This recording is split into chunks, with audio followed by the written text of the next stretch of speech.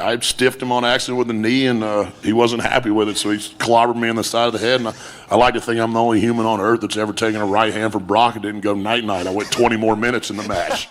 I was scared to fight him. Those words have been spoken by some of the toughest men in professional wrestling history. Not by newcomers still learning the ropes, by champions, by Hall of Famers, by legends who had stood across from the biggest names in the industry without ever showing a moment of genuine doubt. They said those words about one man, Brock Lesnar, and every single one of them meant it completely. Fear is a natural part of this business. Every performer who walks through the curtain on a big night carries some version of it. That is not a weakness. That is a human response to real pressure. But the fear that Brock Lesnar creates is different in kind from ordinary nerves before a major match. It does not disappear when the show ends. It follows people into hallways and locker rooms, in airport terminals and production offices. It shapes how careers get managed and what decisions people are and are not willing to make when his name comes up. Today we are counting down 10 wrestlers who admitted they feared the beast incarnate, and the stories behind those admissions are more honest, more disturbing, and more revealing than almost anything else ever said publicly about one performer in this industry. Before we get into the list, if this video is connecting with you already, use the hype feature right now and give this video some hype. Push it to more people. These stories deserve a wider audience, and the hype feature is how that happens. Now here is the part of the Brock Lesnar story that gets skipped too often because it is uncomfortable. The fear around him did not stay inside the ring. By 2024 and 2025, it had expanded into something much harder to ignore. The Janelle Grant lawsuit against Vince McMahon included legal filings